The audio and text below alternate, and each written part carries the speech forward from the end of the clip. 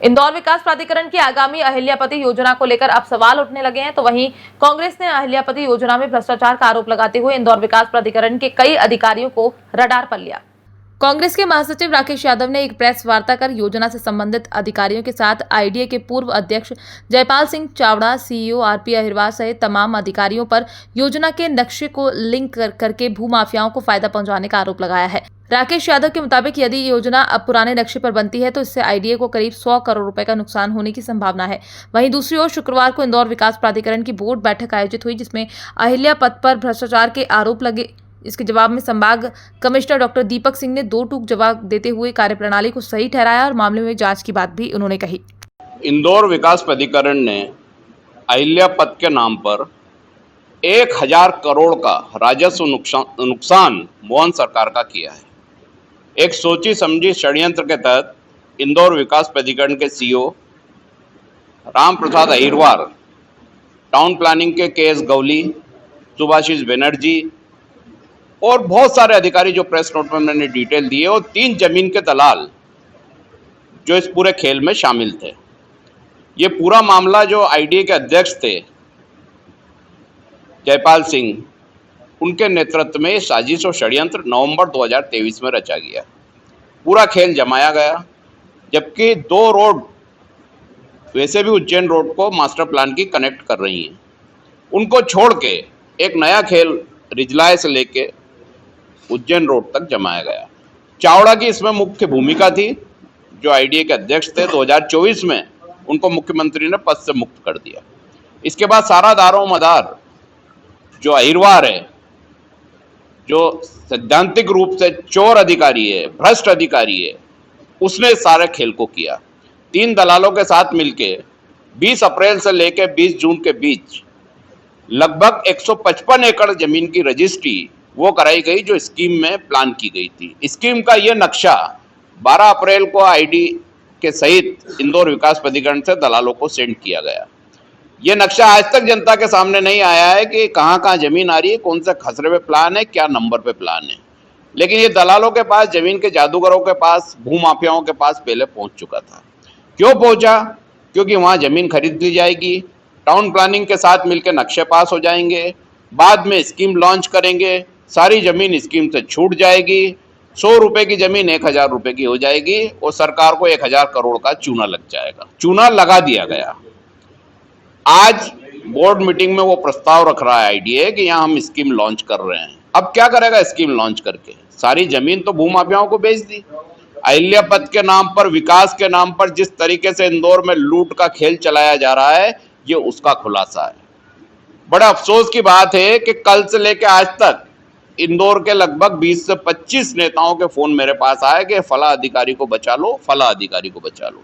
लेकिन हमारे प्रदेश अध्यक्ष को जब मैंने जीतू पटवारी जी को ये सारा मामला बताया और उनसे पूछा कि क्या करना चाहिए, अधिकारियों को बचाएं, इन भ्रष्टों को बचाएं, तो उन्होंने एक लाइन में जवाब दिया कि एक भी भ्रष्ट बचना नहीं चाहिए, सभी के खिलाफ नामजद शिकायत होना चाहिए। किसी का भी फोन आए, कोई भी बात करे, कुछ भी बोले, कहीं कतई दबाव में ये काम नहीं रोका जाएगा और लगातार भ्रष्टाचार उजागर किए जाएंगे। इस पूरे मामले में संभायुक्त और कलेक्टर का लेना देना नहीं है, वो अनभिज्ञ हैं। मुख्यमंत्री भी अनभिज्ञ हैं। खेल देखिए आपके एक पूर्व मुख्यमंत्री के लोकसभा चुनाव में 20 करोड़ से ज्यादा इस अहिरवार ने इस जमीन में एकत्रित करके पहुंचा है। उसने चुनाव लड़ा, उसका संरक्षण इस अधिकारी को पूरा है और उसकी हिम्मत की दाद देना पड़ेगी कि इतने इंदौर जैसे शहर में लेके जब बुद्धिजीवी रहते हैं उन सबको मूर्ख बना के 75 करोड़ रुपए से ज्यादा एकत्रित कर लिए 2 नंबर के पैसे, और सारी जमीन टीएनसीपी से मिलके गवली जो वहां का डिप्टी अधिकारी है, डिप्टी डायरेक्टर है, सुभाषिष डायरेक्टर, इन लोगों ने 35-35 लाख रुपए एकड़ लेके नक्शे पास कर दिए। क्यों कर दिए भाई? जब वहां स्कीम आना थी, आप खुद उस मीटिंग में बैठते थे आईडीए की, फिर कैसे नक्शे पास हो गए? तो एक ऐसा षड्यंत्र है। इस पूरे षड्यंत्र की शिकायत सारे डिपार्टमेंट को लेके, ईडी को लेके सबूतों सहित, इनके मोबाइल नंबर, इनके ईमेल नंबर, इनके कॉन्टैक्ट के डिटेल, इनके अकाउंट के डिटेल सब कुछ दिए गए हैं कि किस तरीके से इन दलालों ने इनने मिलकर ट्रांजेक्शन किया। वो अहिरवार जो जनता के फोन नहीं उठाता, नेताओं के फोन नहीं उठाता, इन दलालों से 235 बार 20 अप्रैल से 20 जून के बीच बात करता है। कल ये जब हमने घोषणा की कि इसका उजागर करेंगे, कल से लेकर आज तक रात की 11 बजे तक 31 बार उसने मोबाइल से बात की, मोबाइल कॉन्फ्रेंस की। ये सारे डिटेल जब एजेंसी निकालेंगी तो इन चोरों के चेहरे से नकाब उतरेगा। करोड़ों रुपए इंदौर में लूट रहे हैं, खा रहे हैं, सालों से इंदौर में बने हुए हैं और इंदौर को बोल रहे हैं कि इंदौर का विकास कर रहे हैं।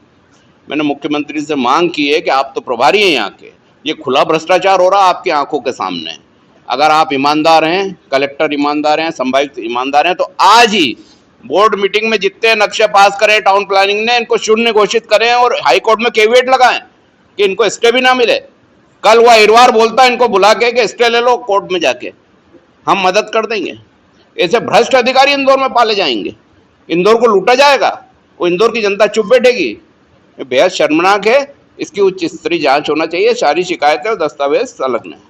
देखिए, ये तो जांच होगी तो पता चलेगा कि कौन कौन सी राजनीतिक हस्ती है। 20 से 25 नेताओं ने तो मुझे ही फ़ोन करे, लेकिन नैतिकता के नाते उनके नाम बोलना ठीक नहीं है। पर ये तो आज पता चला कि कई चेहरों के नकाब ऐसे उतरे जो इंदौर का भला नहीं चाहते, जो अधिकारियों का भला चाहते हैं, जो बोलते हैं कि ये नाम मत लो, वो नाम बचा लो, ये कर लो।